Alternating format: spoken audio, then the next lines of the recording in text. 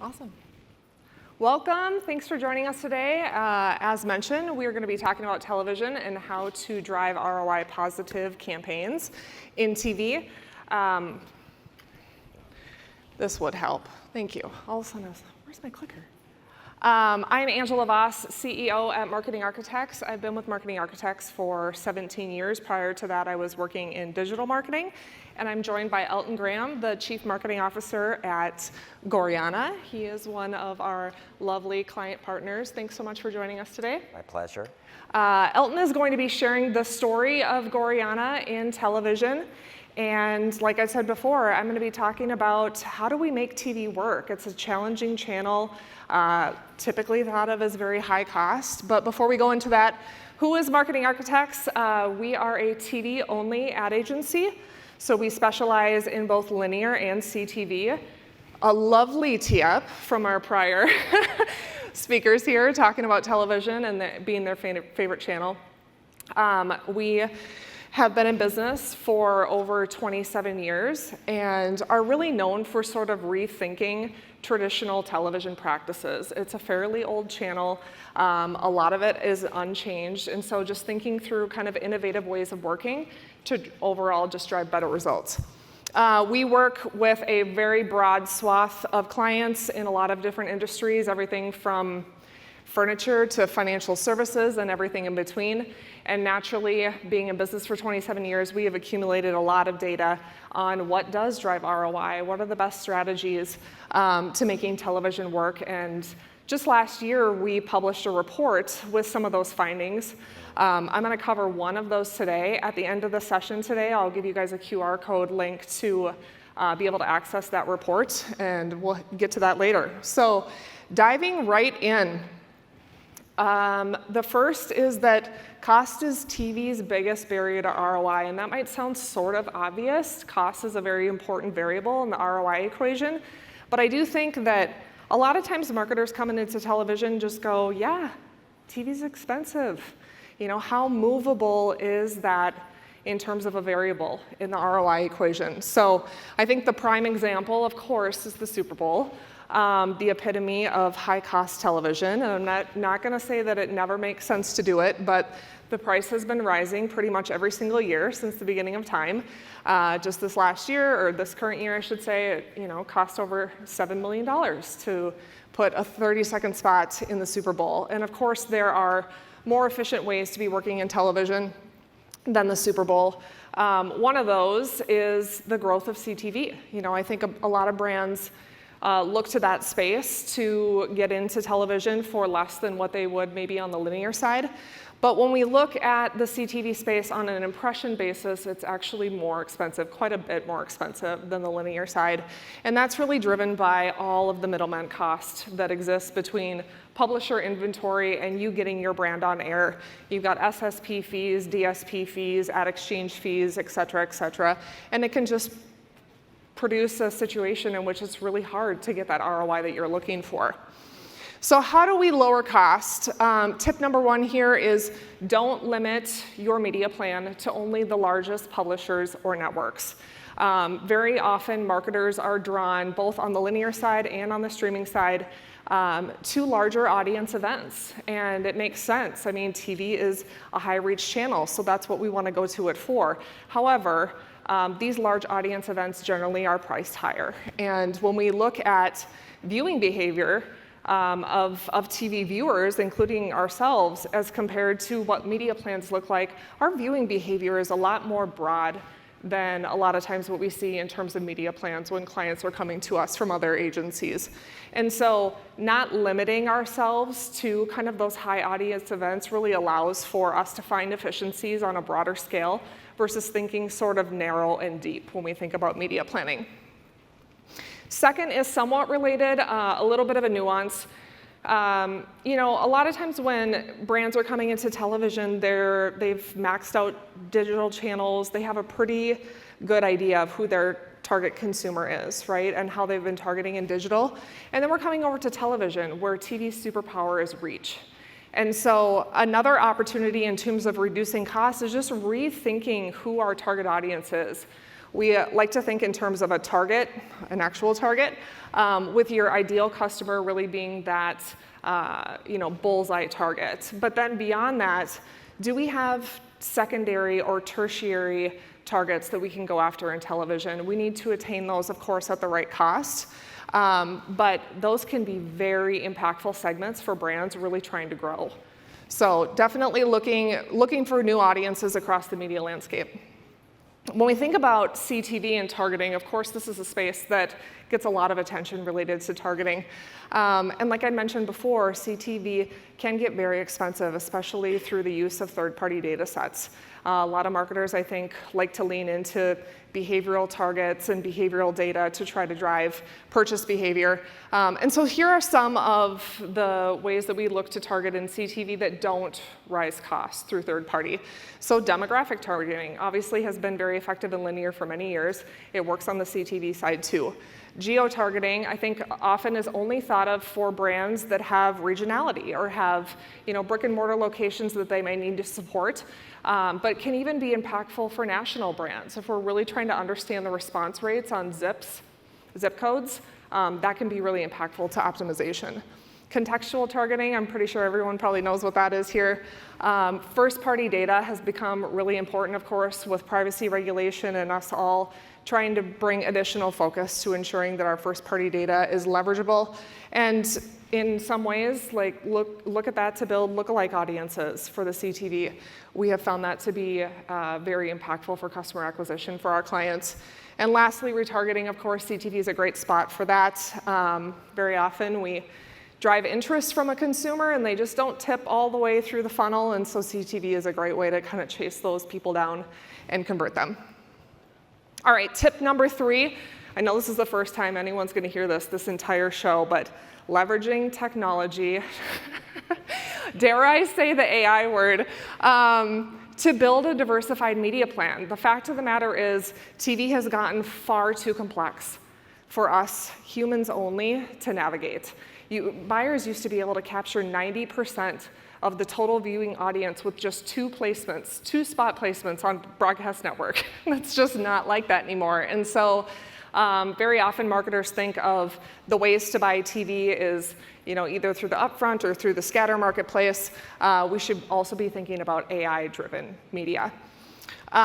We built, back in 2018, our AI media platform, and we really attribute the success for our clients a lot to that platform. We do still have human buyers as well, that it's art and science. I think I heard that earlier today too, so there's some theme going. But in terms of how impactful this can be, just giving a little bit of a guide to, it looks like we got some words that are a little mixed up here, but along the left-hand side, you've got reach charted on the vertical axis, so that would be reach percentage. Along the bottom, we have relative media cost as represented through Kantar. And then we've got 3 dots here. The green dot is a client, not Goriana, one of our different clients. 2 red dots, we've got large brands in television, so brands spending roughly $200 million in TV, as well as the largest. We're talking about brands like Home Depot, IBM, spending north of $500 million in TV. And then the band across the middle here is that 50 to 60% reach. And so through leverage of our AI platform, we're able to attain similar reach levels for far, far, far less. Very impactful. So the point is, look to new ways of buying to really try to maximize reach. And ultimately, our clients need sales, but this is a representation of just the cost impacts that can be made. One of the questions we often get with AI-driven media is, yeah, but what happens if I'm just running in overnights and weekends? How do I know it's going to be the right audience?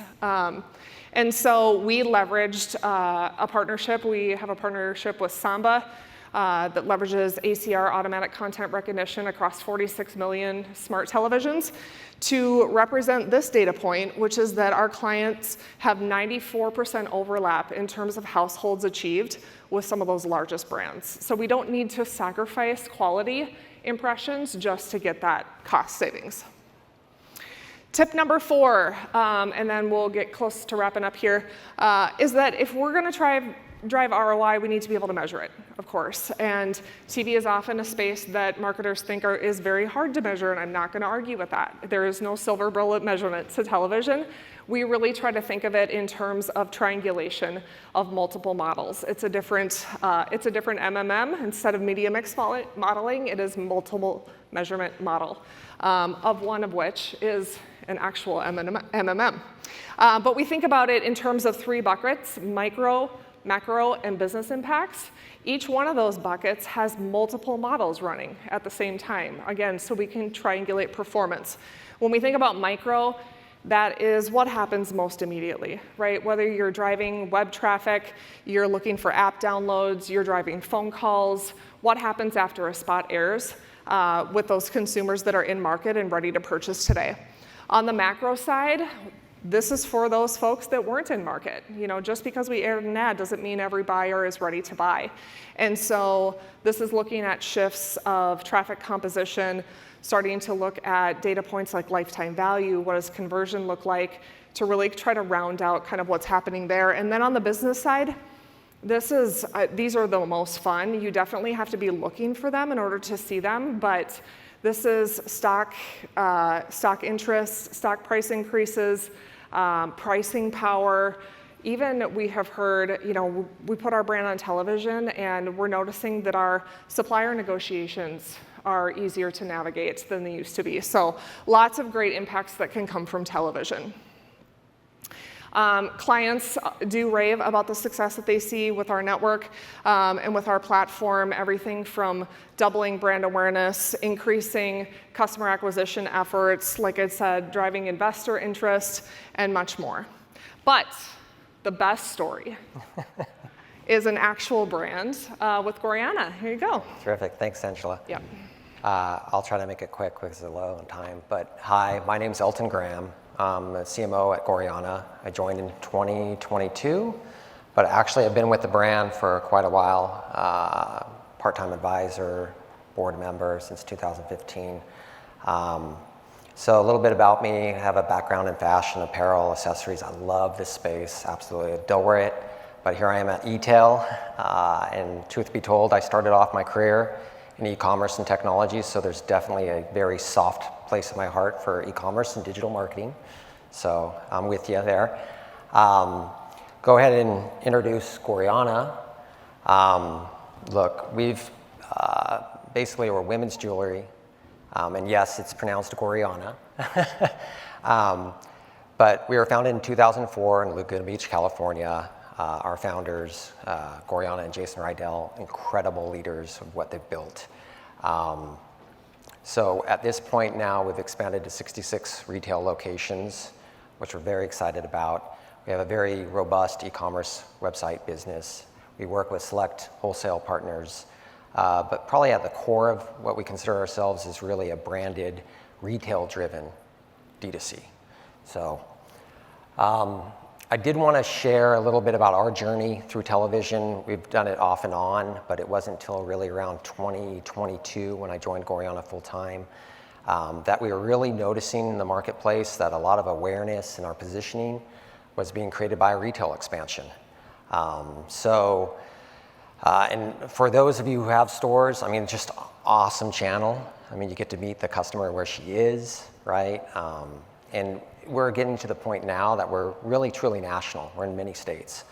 So when we were looking to add a channel to our marketing mix, it was really important that we added a channel that we believed could also match the awareness, positioning in the marketplace, build recognition, salience to the brand, build the brand, and really match that national footprint. So TV seemed like a natural fit. And thus we started working with marketing architects and Angela's team, which is terrific. That brings me to just a little bit of testimonial about marketing architects. I mean, I'm not just saying this, they're simply spectacular to work with. I don't make many recommendations, but I'm happy to do so with marketing architects. They're like a creative agency and a buying agency rolled all into one. They do our creative briefing, they do our testing, they do the production, they do the media planning, They do the placement, they do the optimization, they do the measurement. I mean, they're literally all-inclusive television. It makes them very unique in the marketplace, and they're a pleasure to work with. Actually, we just completed our latest version of our television ad. We're thrilled with it. I want to go ahead and play it for you in just a second here, in case you haven't seen it. But to kind of set the stage a bit, we shot it in various locations in Malibu, and actually at our store as well. We feel like it does a really great job capturing our brand essence and really capturing many of the profiles of our consumer base. So we're thrilled with it. And so with that, I want to go ahead and hopefully it plays. Let's see. Give it 30 seconds. Here we go.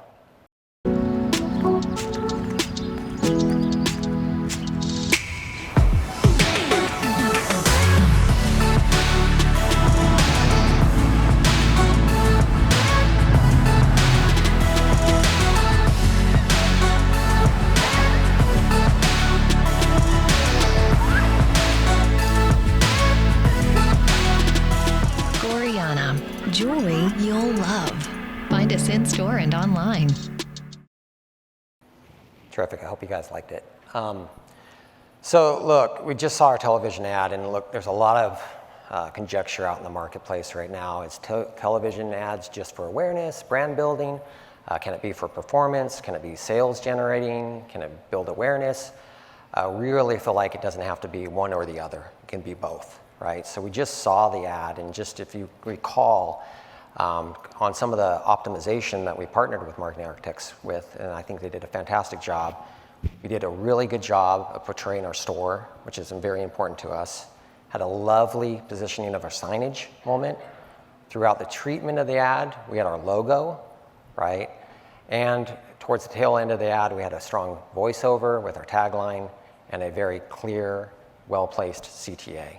So again, we didn't really feel like there had to be a sacrifice between performance or awareness or brand versus sales. Really feel like we could do both. With that, on my final slide, I wanted to share kind of 3 big bucket takeaways and learnings that we've had since television, and it's kind of what the previous speaker just said. I mean, for one thing, as soon as we started running television, we've been on it for about a year now, so we have a good stretch of a year of learnings. One is just the traffic generated from immediately while we went on television. From a proxy, our website, organic traffic lift, triple digit. I mean, year over year, as soon as we were on television.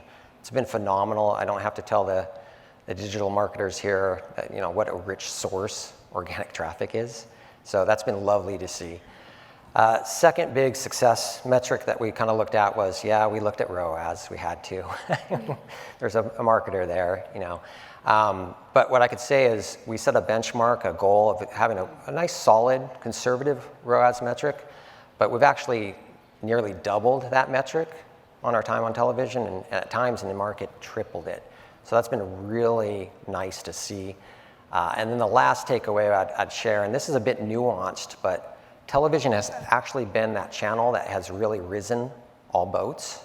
So we've seen huge efficiencies in other channels that we're running through. So our print, our paid digital, search, social, great efficiencies last year, and a lot more effectiveness out of all 3 of those channels as soon as we went through television. So again, didn't feel like it had to be one or the other, and it was a really great takeaway for us. So with that, I'll hand it back to you, Angela. Thanks, to Elton. wrap it up. If you have not checked out Goriana, guys, girls, we all have someone that we can buy jewelry for, right, in our lives. Really quality stuff that you can live in. You definitely check it out. Elton and team do a great job. All right, so just capping off and wrapping up our last points. Again, tips are, don't overly target a narrow media plan, right? Let's think more broadly, making sure that we're looking for new audiences across the landscape, leveraging technology because it's become really fragmented and complex. And lastly, it's measurement, measurement, measurement. How can we drive ROI if we don't know what's going on and how to optimize? Thank you for your time today. As I mentioned earlier, you can access the report that I had mentioned at marketingarchitects.com/report, or go ahead and scan the QR code. I think we're out of time. Probably can't do questions, but we'll hang around after if anyone has questions for us. Thanks, guys. Thank you.